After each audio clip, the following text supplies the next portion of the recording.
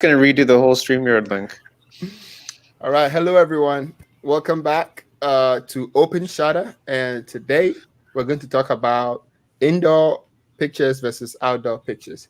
We're going to share some tips that will help beginner YouTubers, uh, beginner photographers. Same thing. It's the same thing. Same thing.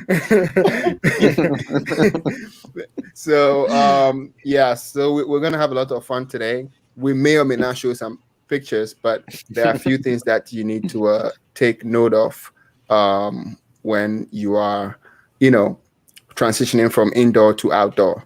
So my name is Salom. Photography business is Meek Photos. On YouTube as Meek Photos as well. And Paul, you go ahead. So, sorry, I was just doing a story on Instagram as per usual.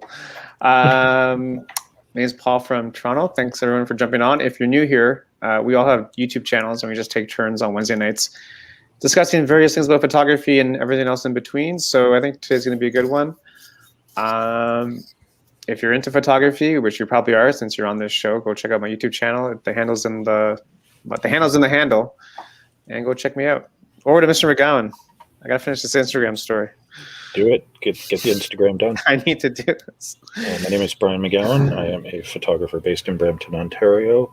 Also do YouTube, as you can see by that there. Handle the handle. Yeah, we're gonna have some fun talking about indoor versus outdoor, and as per usual, I got a crap ton of photos ready to go in case anybody wants to see any. So, well, we may need I'm ready. I'm ready to go. There you go. And I'm in the chat too. So, there if you happen to be hanging out in the chat, we can have a conversation there too. Brian's Mr. Evans, go for it, buddy. Hello. Thank you, guys. My name is Evans. Evermore Media. That's my business name. I'm also on YouTube as Evermore Media. It's going to be a fun show. I quickly put stuff together so I can join this show. So my place is good and a little bit of renovation. It looks clean. Yeah, not done yet, but we're getting there. I painted the walls and stuff, but still work in progress.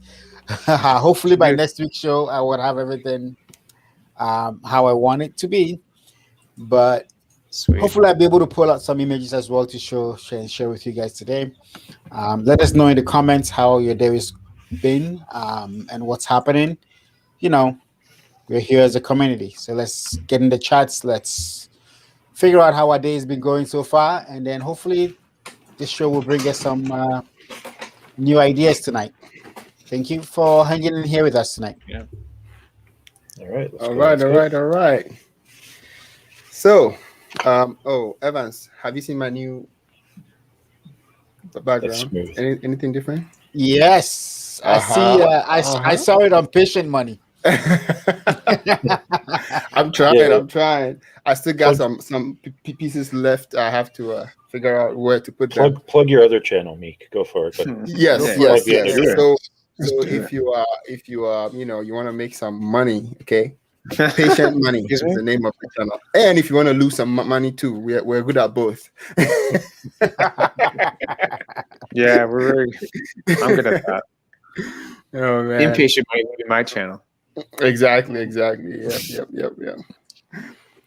All right. So I know most of you have done it for a while now, so it's just second nature for you guys. When you are shooting outdoors and indoors, but for some reason I just feel like people who start with studio photography, they struggle a little bit outdoors.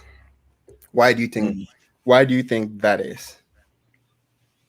I mean, if that's true. When I think they do. If you start off and you go straight into studio photography, most people struggle with outdoors because in studio photography, what's happening is that you eliminate all the natural light in there, and the only lights that's affecting your exposure would be the flashes that you put up, right? That's if you're using flashes indoor in the studio. I know there is a couple of studios that just do lateral light, but I'm talking about studios where you're using strobes and lights, right?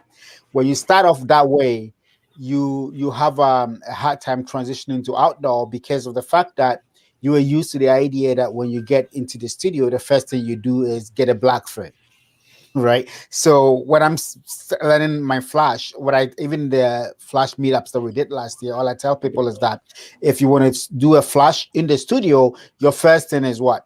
Black frame, because you want to make sure that none of the extra light, none of the available light is affecting your exposure. When you're shooting outdoors, on the other hand, it's the opposite. You got to expose for the ambient light first, and then you balance it with the flash, because now you have two exposures, not just one. Right. And that's why some studio photographers struggle with outdoor photography when they first start shooting outdoors. My opinion. Yeah. I'd agree with that 100%. More work. Yeah. And I think sometimes too is the settings. They when you are indoors, you don't have to change much. And I have done this myself. And you have a tape and you have it exactly where people stand, and your camera is on a tripod, and your settings are all locked in, so you have all the freedom to focus on posing and other stuff.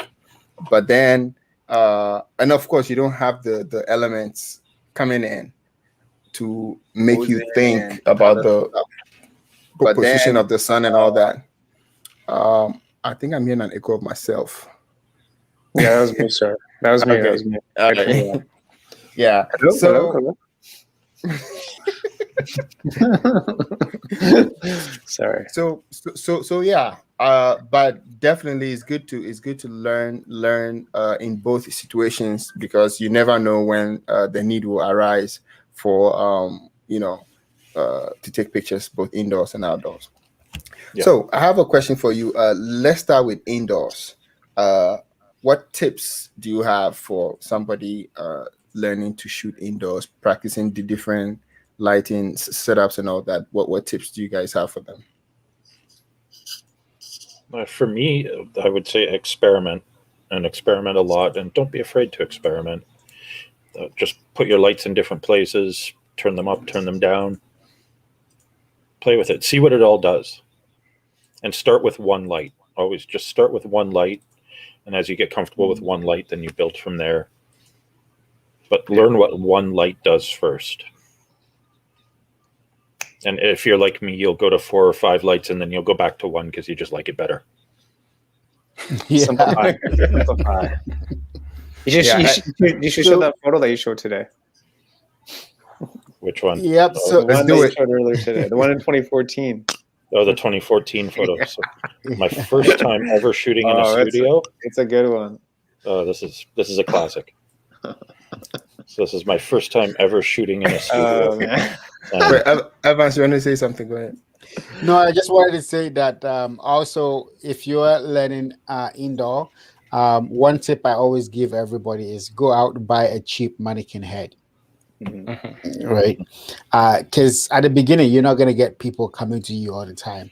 But having a cheap mannequin head where there's no stress, right, will give you the ability to be able to practice light setups, light fall off, inverse square law, all that kind of stuff to understand how light is working, right?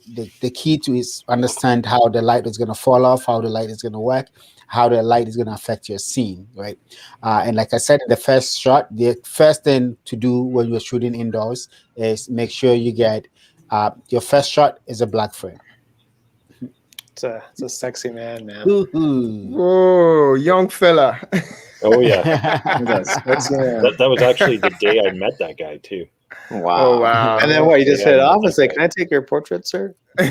No, we were playing around in a friend's studio. Yeah. Oh, I see. Nice. Yeah, that's. It's like the growth, man, in photography. It's good to keep. It's good to. If I were to go back in time, I wouldn't get rid of any picture. Nope. Yeah. It's all learning, right? Exactly. Yep. Yeah. So one thing Brian mentioned was using multiple lights. One big mistake that beginners make when they start using multiple lights is that they have all the lights on at the same time. And then they take the picture and then they adjust one. They don't like it. They adjust the other one. It's like you're carving something. It's like you're sculpturing your image. So you start with one light and work your way around. Yeah, in fact, each time you move to the next light, it might even be good to turn off the previous light so that you know exactly where that light is falling. And once you know exactly where all the lights are falling, then you can have all of them on and then dim or bring them up based on need. So that's one mistake people make. Well, I would take it even a little bit further. I would say that forget multiple lights, master one light first before you start to introduce a second one. Mm-hmm. Right. I think the mistake that people do at the beginning is that they see other people's videos where they have 5, 4, 5, 3 lights and they want to get to that point right away. Right. My advice would be start off with just one single light, master that one single light. If you need a second light, don't forget your reflector can be a second source of light. Right, so you don't need to have two flashes at the same time. You can use a reflector as a second source and just that one single light, master it, and then make sure you know that light very well before you begin to introduce more. That's honestly my favorite setup is a nice big soft box and a reflector. That's just my favorite. My favorite setup personally. Yeah. I know everybody has a look they like, and it's a look I like. So I'll use like a 48-inch softbox. And then just a simple bounce reflector to bounce light back up, and that's kind of my go-to. To fill in the shadows and stuff a little bit, soften up the shadows. Yeah. Very nice. I like that look, and I've done more lights than that, and it's a look I always go back to. So compared to outdoor photography, what do you think are the main advantages, or what do you like about indoor photography? 100% control. Control. Whereas outdoor, you've got constantly changing variables a lot of the time. Indoor in a studio with no natural light coming in. Now with high speed sync and stuff like that, you can eliminate a lot of variables outside, but you still have to change on the fly, right to some degree. Whereas indoor, where you've got no other light, you can get rid of every other light and just control everything. So it's an advantage. Yep, and I think that advantage makes shooting indoors really a lot more simpler than shooting outdoors. And it's because if I'm shooting in a studio environment. And let's say I have one model, even if I have multiple models, and they have specific looks, look that I'm going for multiple models, or let's say I'm doing a headshot for a company, and I have light set up one way, right? I probably wouldn't have to change that light or any of the settings on my camera, and I will just shoot the whole day, right? Simple and easy, right? Whereas when you are outdoors, because the environment is consistently changing, the position of the sun is consistently changing, the clouds are moving in and putting overcast light over this subject, you're consistently having to learn to change your exposure to match. Indoors, no stress, right? Even if you're struggling to figure out your exposure indoors, I remember when I first started, I used to use light meters. Right, I just pop the light meter under the chin, put a flash, and it tells you what aperture. You select your aperture, put it up there, boom, and it tells you what to use, and there you go. Right, put F8 on your camera, and you're ready to shoot because it's giving you the settings. I can honestly say I've never used a light meter ever. Yeah, these days you don't really need a light meter because your camera has a good metering system in it. Right. One of the things I did when I started was rush out and go buy a light meter, but I've never really used it in like 4 or 5 years. Yeah, that's a pretty good point you make there with the light meter stuff. It reminds me when I used to work for a school photography company, and they would take people off the street, and within a week, they would train you to go do school pictures. Yeah. And this is what happens. Everything is so robotic. The light. Those are the worst shoots. Right. You have to use the light meter, make sure it's at an exact exposure. You have to take a picture to prove that. You have to take the gray card. We have a software. You download that in there. And so one day I went with a crew about four people. One of the girls had actually been doing it for 3 years, and it was my first month there. But then the light meter broke. We had one. For some reason, someone didn't bring the bag that had all the other ones. So we only had one, and it broke. So here she was, freaking out, calling the head office, which was about 3 hours away. There was no way they could get any light meter to us. I'm like, it's okay, we'll do this. She said, no, the pictures will be ruined. They will be overexposed. Like, she looked and she was the boss. Oh boy. So then I called the office and I told them that I got this. And they let me do the settings for everybody, and the pictures were okay. I think they were really surprised that he could do it without a light meter. Without a light meter. Yeah. You crushed it. You showed them. Photography can be very, very when I worked for school photography, it was a very hard job because you had very little room for any level of creativity. Yeah. Same backdrop, everybody this way, neck this way, shoulder up this way. Girls, tilt your head towards the front shoulder. Boys, back shoulder, like rules like that.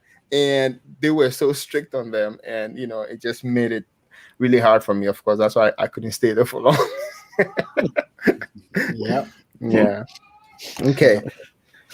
So, backgrounds. There's this one other tip I want to give. I see a lot of people starting by having their subjects too close to the background almost all the time. When they start, the shadow is cast on the background, and now they're struggling to edit it out. And it's very simple. Just keep your subject as far away from the background as possible. Okay, even if you are shooting at f8 or f9, it kind of slowly blurs the background ever so slightly, and it makes the subject pop even more, because if the subject is very far away from the background, if you light the background separately and you light the subject separately, there's going to be two types of light. So it's going to make the subject pop out of the background, and you don't have any shadows to worry about, and but one thing I realized that most people don't have enough space. They are in a garage somewhere, so they only have so much space. So try to go that can be a challenge. Yeah, that could be a challenge. Try to go for the diagonal of the room that you are shooting in instead of shooting straight on. So, yeah. Good tip. Another tip, if you're just starting out in that case, just black out your background. Yeah, just shoot on a black background. Go for a moody look. Or the other thing is that so I get the moving the subject away from the light, but in some situations, not just if you have tight space, but in a situation where you're using just one light, right, and you cannot light the background separately, but you want there to be kind of even lighting on the background as well, then you would have to move your subject closer to the background so you can have some light on the background as well. But in most scenarios, what I would do is, if you have space, one trick that I learned a long time ago is, instead of having your background straight, if you're using a backdrop, put it at an angle. So if instead of having the backdrop straight like this, right, going straight across, angle it a little bit like this. So one side will be closer to the subject than the other side, right? If it makes sense what I'm saying. Yep. And then try to Position your light right, and then the shadow will fall off a little more. It won't be as harsh as. It'll be away. Got it. Yep. Yeah. So the light should be on the side that is closer to the backdrop. Yeah. Yeah, that totally works too. Makes sense. See, tricks. That's good. That's good. Okay, so are we ready to move outdoor already? No, we have 5 more minutes for indoor. Yeah. Speed round. Now let's talk about the challenges of shooting indoor. We spoke about the advantages, right? Or did we do the challenges or we did some advantage, sort of. Yeah. So my main challenge is space. Half the time is space. Left to me alone, I need a big warehouse where I can have 5 lights, have them 10 feet tall, have very long background and do my own thing. But I'm not there. I can't afford that. Not yet.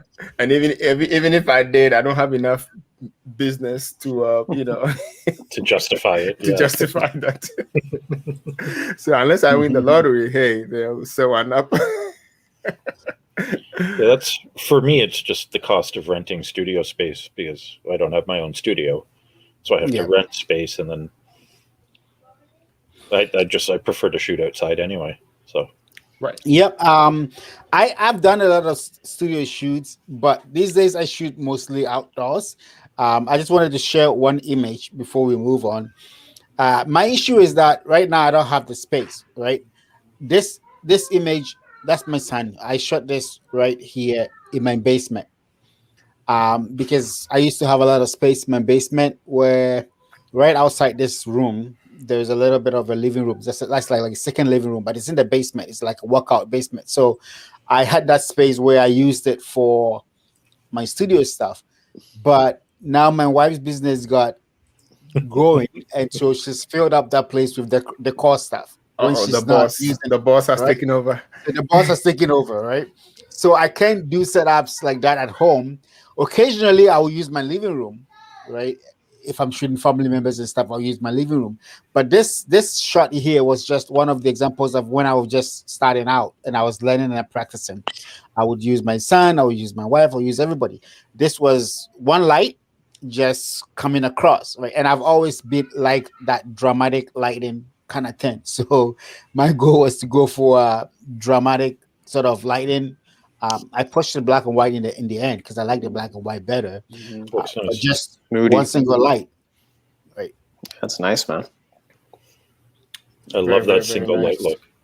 Yeah. Yep. I'm a big fan of the single light. Yeah, for some reason I every time I use a single light outdoors when I do not have an assistant and I know it's just me, and I always rather go for a front and a backlight. Yeah, I always like a backlight, always, even if it's just for the harsh edges, just a little bit.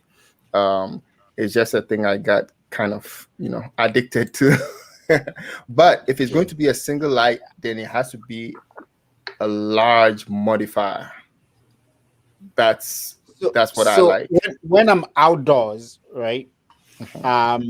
Especially during sunset or you know what I mean, when the sun is not too bright, then I always prefer to have a second light acting as a rim light because it gives you that little bit of separation from the background, especially when you sunset and it's kind of dark outside.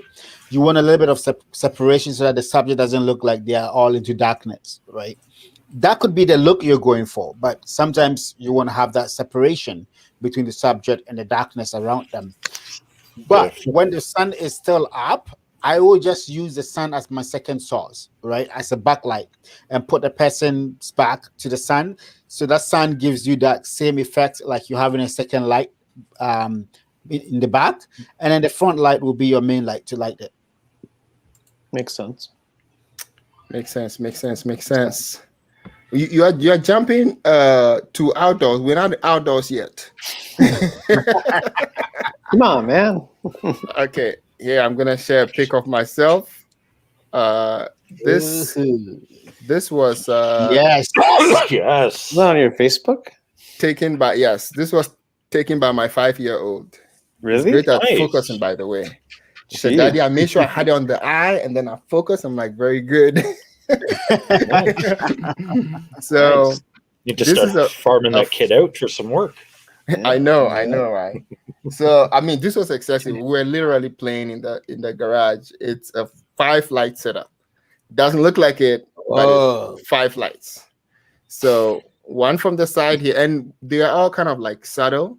So one from the side this way, one from the side this way, one hair light. The hair light should have gone back a little further. It was right on top of my head. I should have lowered the stand a little bit, so it wasn't like hitting the top of the head. And then the main beauty dish on your face. was on the arm, right? What do you call that arm? Yeah, so it was right above my face, straight up, as you can see in the Yeah, you can see the catch light. Yes. Yep. See, I'm mincing words today. And then the final light, the fifth light, was on the background, but it wasn't very strong. But you can see a little bit of You can see the brightness. gradient. The gradient there. So Yeah. All What did right. you use for the two side lights? Just strips, or yes, strip boxes. Yeah? Okay. Yes. Now, this is just Evans was talking about using the sun and then flash. So very nice. One of those. Yeah, I just like that. You see how the sun is hitting the hair? Yeah. It makes it looks like you've got another light on the right hand side, and I like that look, right? So whenever the sun is available, I'd rather use the sun instead of carrying two lights. Yeah, and then a flash, obviously, just blasting in at full power, just to balance it out. Nice, like a fairy tale. We when I was in Pennsylvania, there was this photographer. I'm trying to find his work right now. Barry Kidd. He was an old time photographer. He's done it for several years, and he switches between hard light and soft light. And he's mostly the hard light guy. Okay. And he's one of the guys that I've seen use hard light very, very well. Trying to see if I can find his image. I use a lot of hard light in my special effects makeup kind of stuff. I'll use like an 8-inch reflector with a grid. Just really narrow. But that's for special effects makeup, and I really want to show off the texture in the makeup and just make it really moody. And I see. Evan saw that at work when he was at the shoot. Yep. Just that one small reflector with a grid in it to really narrow that beam out. Okay, so this is his website, Barry. I hope you don't mind me sharing your work. Oh, I like the gels on that one.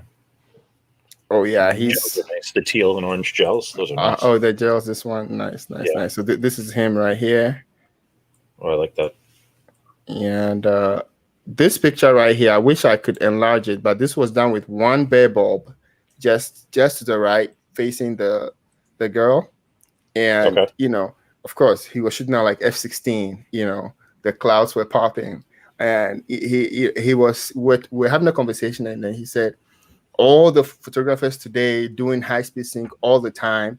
You don't see a single cloud, and sometimes it's good to mix it up when you are doing, outdoor work and stuff like that. So, yeah.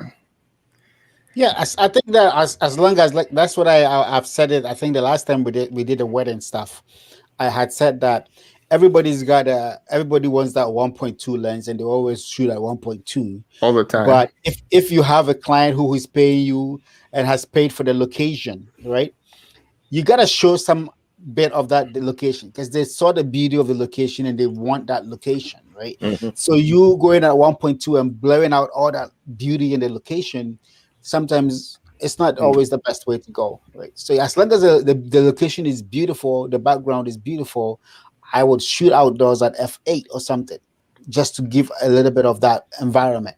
Right. And then if you have a strong flash, you can afford to do that, Yep. As well. That's Mr. Evans being my lighting assistant. That was just one night in downtown Brampton. But that's that harsh kind of light. Who is that? That's Cowboy. The cowboy. The cowboy, of course. Yeah. I was holding the light. Evans was holding the light. We should get Evans into the cowboy garb. That would be a cool shot. We should make that happen. I'll talk to Andre about it, and we'll make it happen. That would be a fun shoot, actually. Make it happen, man. Evans is the cowboy. It is time. It is 30 minutes now. It's time to go outdoors. Oh, let me share this last one. Go ahead. So, if you guys haven't seen this one, this is also a one light setup in my living room with a reflector at the bottom. There's a BTS on my channel of this shoot, so you can check that out. It's just one hard light source. It's I was using a beauty dish, 27-inch beauty dish. No diffuser. no diffuser, and then I just had one reflector just to bounce some light in to fill up the shadows under the chin area, Nice. stuff like that. Looks good though. Yep. Nice. All right. So next up, outdoors. Ta-da-da-da-da. I never shoot outside. So, Brian, tell us your favorite time to shoot outside is 12 noon. Why is that? Anytime. I'll shoot outside at 12 noon. I think we have to split the outdoor section into two. Outdoor natural light and outdoor flash. Yes. Yeah. Okay. I'll shoot outside anytime. I've shot outside anytime. That people say you can't get good shots at noon because of the sun. Shut up and go learn how to do it. Boom. Tell them. Mic drop. That's a mic drop. Nice. Yep. You can get good shots any time of day outside. You Anytime just of have to day. learn how to do it. Was this 12 noon? No, this was 7 o'clock in the morning. I can show you 12 noon. Yeah. Show me. I've shown 12 noon on this show before. Yeah, we saw it. It Show us was again. in Show us the again. sunflower. The sunflower field. Yeah. Sunflower. Yep, field. yep, Let's put it yep. again. It's a good photo. It's a good photo. So, Hey, You can hello, do Jim from Kenya. Thank you for tuning in. You What's up, guys Jim? are awesome, man. Man, Yep. going global tonight. So I was just gonna say, just like Brian was saying, there's no specific time to shoot outdoors. I know we're always looking for that perfect light, right? Oh, But that after years of golden hour. shooting golden hour, kind of look after years of shooting wedding, there's nothing like the perfect time to shoot. I've had weddings where it's in the morning at the reception time, and you have to shoot at between 12 and 2 p.m. because that's the time you have, right? So as a photographer, you have to learn to adapt to different situations. If you are shooting outdoors at 12 noon and the sun is high up, there's a couple of ways you can get around that situation and still come out with good pictures. One of them is a very cheap way to do it. If you have assistant with you, the middle of your reflector, the scrim, right? Use that, have your assistant hold it over the people, between the people and the sun, and right there and then you have a diffuser right there. Or find spaces, pockets of shade around the location where you are and use those. There is so many ways to do it. So even though technically we are all looking for that perfect light, we need to be ready to shoot at any time of the day. Mm-hmm. Well, that's if someone's hiring you. They're not hiring you to make excuses. They're hiring you to produce results. Yep. Exactly. Okay. Wisdom. My boss told me the same thing the other day. Weird. I'm secretly your boss. So, Yeah, there's one thing I've noticed too, and I have probably fallen victim to that myself.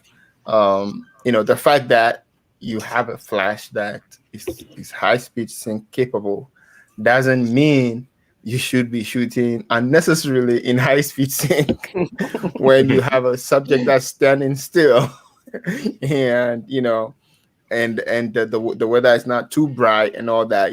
Some people sometimes almost sunset and they are shooting at a super fast shutter speed, super shallow, just trying to make use of the high speed sync. It's not that because your stuff can shoot high speed sync, you should always shoot high speed sync.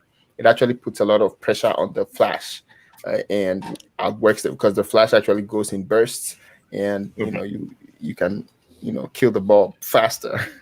So you don't have to if you don't need to. Yeah. Yep. And I think yep, it can. It's beautiful. But I also think that when you are learning to start to flash, right? When I first started, I didn't invest in any expensive gear with high speed sync or anything of that sort. My first flash was actually $20 off on Amazon. It was an Amazon branded flash, right? And it's all manual, no screen, nothing. It's just buttons you push. Yep. on the flash itself. Get the little LEDs for the power. Yeah, Yep. for the power. That's what I started and you with gotta too. push Yeah. them, right? Yeah. And once you are able to learn on that kind of stuff, it's easy for you to adapt onto better and bigger things down the line, right?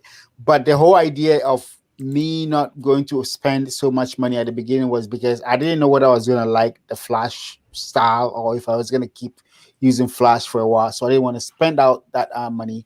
And at the same time, I wanted to be able to learn without breaking the bank, right? So $20 flashes. Then I moved on to maybe the Yongnuo brands, right? But what I was doing then was that because these flashes are just completely manual, they forced me to learn how to use manual flash, how to manually change all that settings. The same way that you want to use your camera and understand your camera and try to shoot it in manual mode. So you have a better understanding of how you can control stuff, right? Yep. And it helps you down the line. 100%.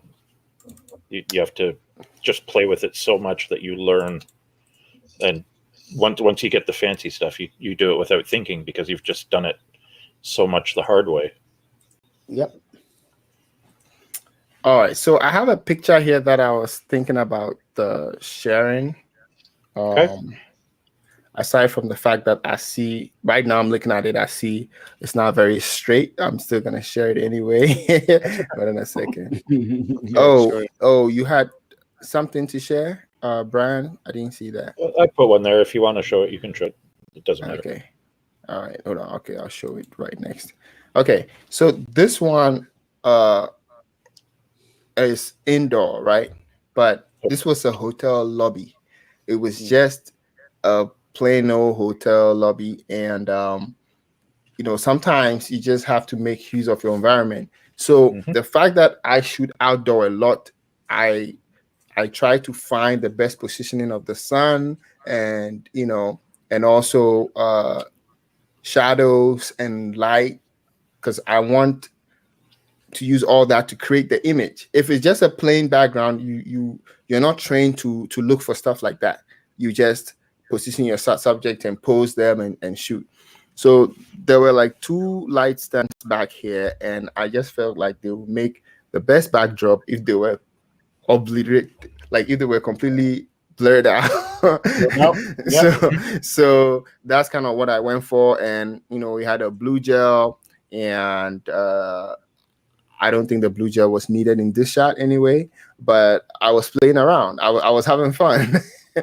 I had them around. So even though it's a complete indoor shot, there's still a lot you can do based on positioning and stuff like that. Okay, go ahead, Brian. Ideal sunset with flash. Right down the middle. Yeah. Damn. Where was that taken? Ideal. We all want to shoot. Scottsdale?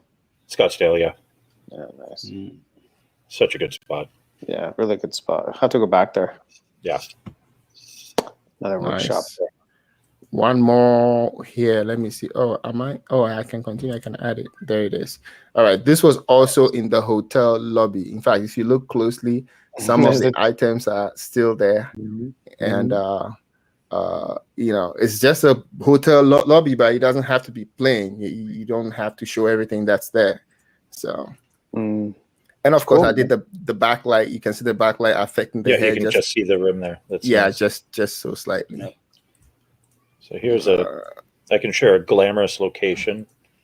This is an underpass. One light underpass at night. Just a bare flash. I see a big rat down there. I'm just kidding. No,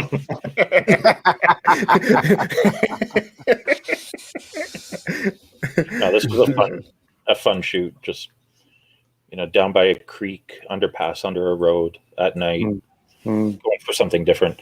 This girl was also in a shot I did with a samurai sword and fire, and same girl, different outfit, different fearless. Mood.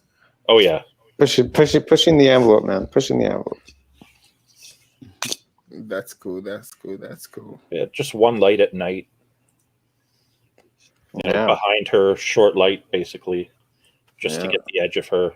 So I really wanted to get her hair to pop. Nice. Okay, let me share one. Okay, go ahead. One raw image. I haven't even edited this one yet. Wow. Straight up the camera. It's probably popping. It's popping. Probably banger. Yeah. This is Brian. You know my favorite spot. Yep. Nice. So That's nice. sunset, one flash filling in, right, and then I have the sunset Mhm. just in there. That's Is that Heart Lake? Hard Lake. Okay. Yeah, it was a very simple shot. Cool. You know, Also, I want a saxophone now. What about gels at sunset? Mix. Do you know this guy? No. He's one of your mobile people. Oh, really? No. Yeah. Huh. No. No. He might be no. familiar with it, but What do you yeah. think about using an orange gel at sunset, Evans? If you use a flash. I have, yes. So Yeah, so just to match sometimes the light. just to match the light, right? Because in that image that I shared, you can see that the flashlight doesn't match the sunset, right? So in that situation, you put a CTO gel to kind of on the flash to kind of blend in with the sunset. The other option is you can go the complete opposite, and you set your white balance to a warmer white balance and put a blue gel on. Yep. And that way you neutralize them, but really make the sky pop. Or during blue hour, you put an orange gel on and switch to like a tungsten white balance. So you can either play the opposites or play to complement. And you can give some really, really interesting looks if you play the opposites as well. Right. I like when you have your Kelvin very, very low and you put a CTO on and you adjust it for the skin, right? The skin is perfect, but then the sky and everything else is so blue, and then the subject just really pops out. Yeah. Playing with the opposites is fun. Very nice, very nice. Okay, and so do you want to explain what CTO is for anyone who may not know? Oh, color temperature orange. CTO. Actually, just put orange gel. Just say orange gel. The correct term is CTO, color temperature orange gel. Just the orange gel, it works. And then we have the blue ones. There's so many different types, but those ones we call them collectively corrective gels, right? Yeah. Then you have the color ones that you use for fun. Your creative gels. Creative gels. All right. So I have one tip for outdoor people who shoot outdoor. Almost also the same tip as I gave indoor. But outdoor, when you start, the very first thing is your ambience. Okay. Every flash is off. Everything is off. Even the trigger, turn it off or take it off the camera. And then point the camera in the direction you want to take the picture. Take it and see if you like how the trees all the way back there are lit. If you like how the sky is lit. Because your flash, even if you have an AD 20,000, it's not going to hit the sky. It's not going to hit the tree that's 4 football fields away. So have that ambience all set the way you want it. Then build your lighting on your subject. Yeah, then you can start turning on your light, your first light, second light, if you're using 2 lights. Otherwise, it's going to be a lot of try and error, and you might have your ISO way too high. You might just be trying stuff till you get it. And then when the weather changes, you're back to trying stuff again. Because when you're outdoor, it will change. Almost every 15 minutes, you got to adjust your setting, especially if it's close to sunset. Any other tips for outdoor shooting, guys? Sometimes don't even turn the flash on.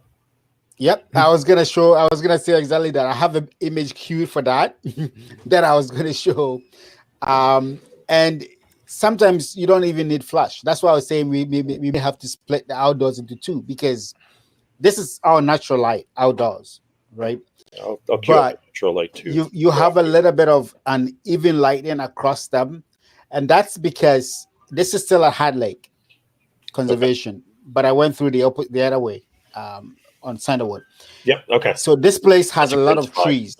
It has a lot of trees. So the trees automatically diffuses the light, right? So during harsh daylight time, if I walk into this place, I know I'm going to get good shots because the trees have formed kind of like a canopy and you're shooting underneath it, right? The only thing is that because there's a lot of trees, you're going to have to blur out the background so that trees are not coming out of people's heads and stuff, right? Yep. But you're outdoors, there's sun all over, right? As long as you can find shade, you don't really always have to bring out your flash. Yep. You can still get even lighting, nice look, still outdoors. I like it. Very nice, very nice, very nice. Meet up at Heart Lake. We should do one. We should, yeah. I'm surprised we haven't done one yet. Should. So I queued up an outdoor from an overcast day. Again, no flash. This is 100% natural. Not even a reflector, just because it was a cloudy day. Just a bright, cloudy day. It just worked perfect. Is this in the fall time? Of course. Nice. Yep. Hashtag fall 2021. I think this was 2019. All right. Well, before the world went crazy. Yeah, before the world went crazy. All right. Cool. But yeah, sometimes it's a nice, bright, cloudy day, and you just get just this perfect light to use right from the sky. Yeah. You just use it because it just looks really good. Yeah. Very nice. True. Well, let me also show a natural light picture so that it doesn't look like I only shoot flash.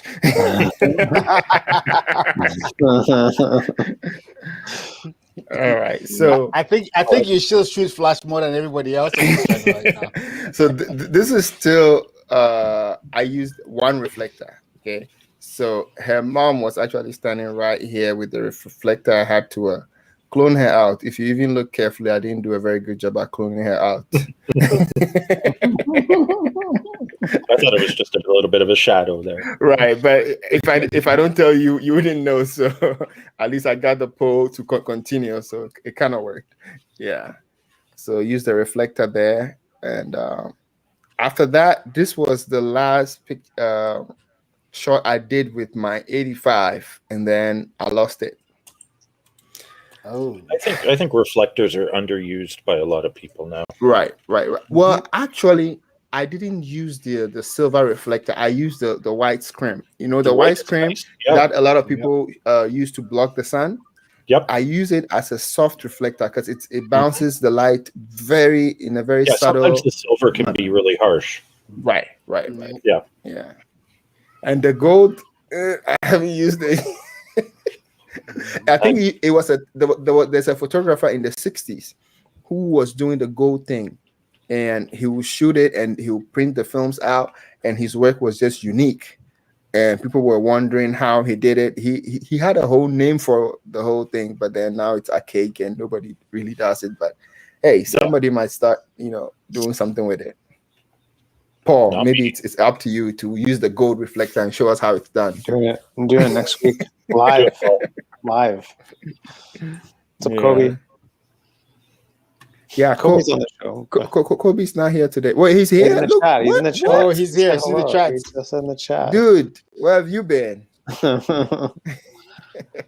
West Coast, man. West Coast is different, man. West Coast is a different lifestyle. Making too much money over there. That's what's happening. He left us alone. He's making too much money. All right. So, YouTube. Any other tip for outdoor photography while we're still at it? One tip I want to share, and I gotta show this image to share it. Let me find one image. Okay, let me just share this one. It's not a good image, but I'll share this one just to teach you guys something not to do. When you are outdoors, well, I wouldn't say not to do, but always look out for it because you're outdoors, and the position of the sun is very important, right?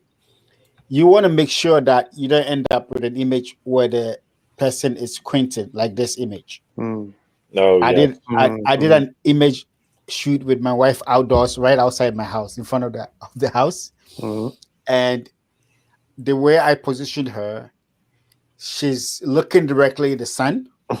You can see the shadows, and so you can see the shadows, everything, and so she's squinting all the time.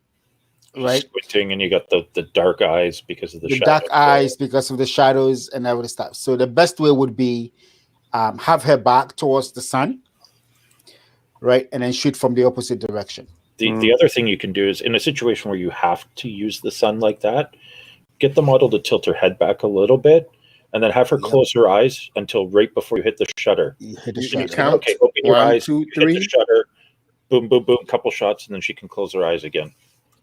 Yeah, it's because there are times where you just have to do it. You don't have a choice, and you have to do it. So that's just one little tip, where you just get the head tilted back a little bit so that you get the light filling in those eye sockets, and then just time it so that she opens her eyes quickly. You burst off a couple photos, and then she can close her eyes again. That way you can avoid a lot of the squinting. So always look out for that kind of stuff. I think sometimes when we are shooting, we are so into the shooting mode that we're not looking at for the details. But it's always good to check out some of these things whilst you're shooting, so you don't end up with images you can't really use. Yeah. And it just works with doing it a lot too.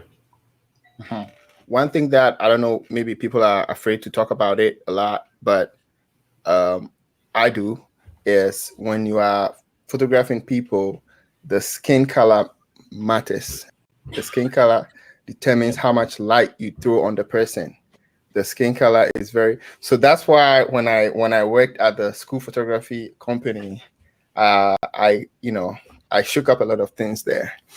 I went to a school and I did pictures for them, and the head teacher was like, this is the first year that everybody's skin color looks realistic to their actual skin color, because everybody else who came before me had the robotic formula on paper, and they used the same light setting to photograph everybody. And I would adjust the stops ever so slightly just by looking at the skin color of the kid who is coming to sit down. And the parents were happy. Everybody was happy. They ordered 90% of the pictures when formally the order rate is about 60%. And then boss calls me and said, don't do that crap again. We cannot train everybody to do that. He said, now the expectation is going to be this. So I don't care what level of your photography is, just stick to the paper. Don't do that. And you put the formula, if you've got darker skin, you set this exposure. If you've got lighter skin, you set this exposure. Exactly. So he's like, majority of the people in the school are this, so we're gonna stick with that. And I'm like, yeah, that doesn't work for me. So that's one. Is that when you left? Was that when you come out? That was a few weeks before I left. That was a few weeks before I left. Yeah. Yep. All right. Yeah. So let's see. We have how to expose for different skin tones, people.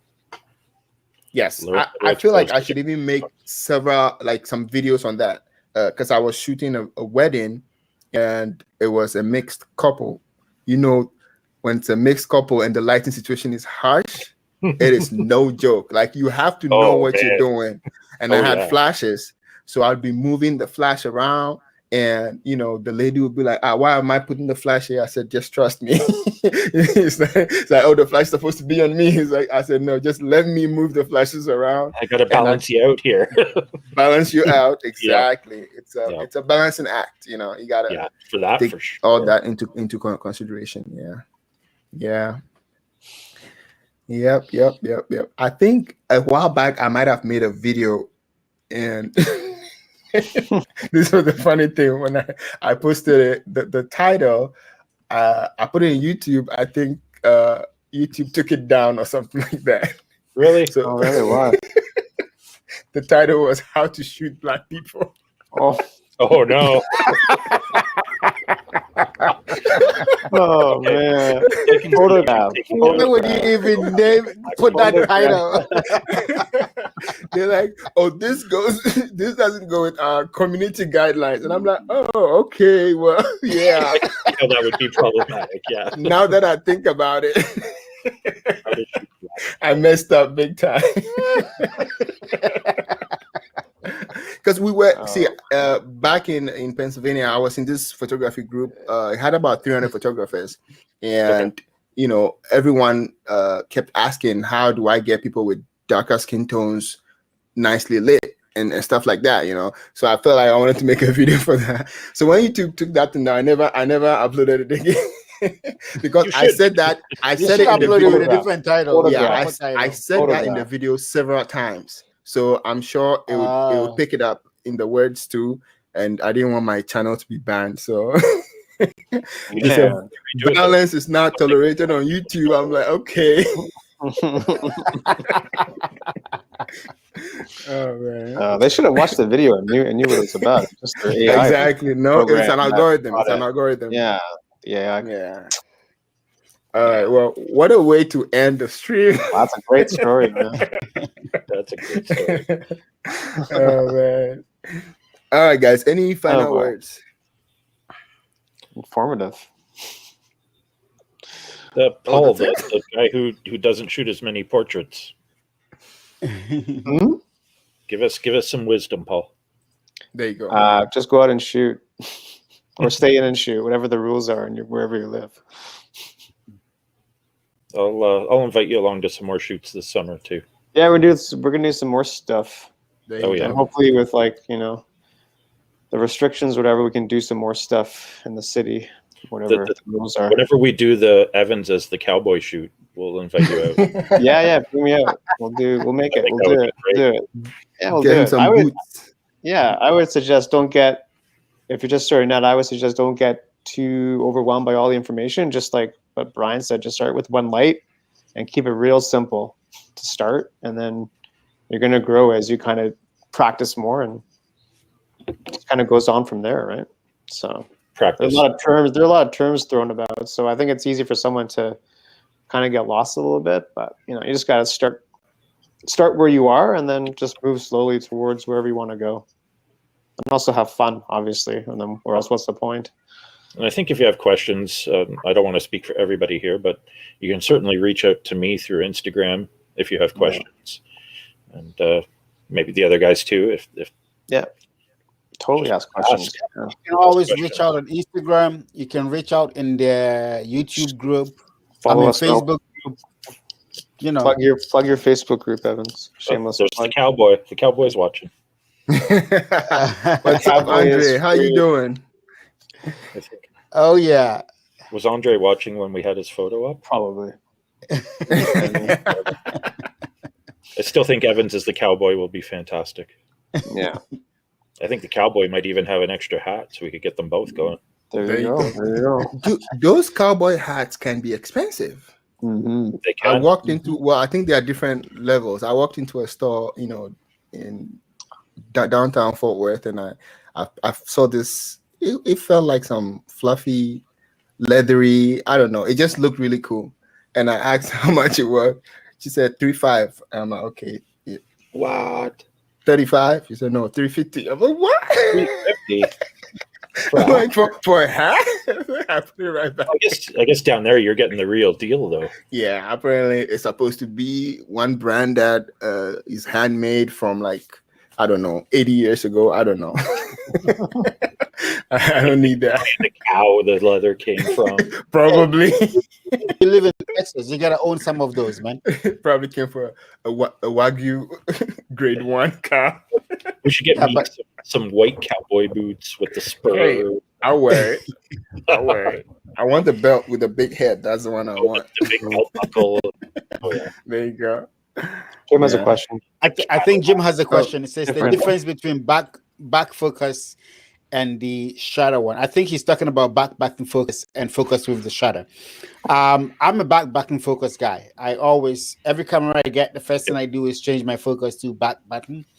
The reason why I do that is because it works better for me, because all the time I don't want to press the shutter halfway and then have to press it all the way down to take the shot. That's two actions for me.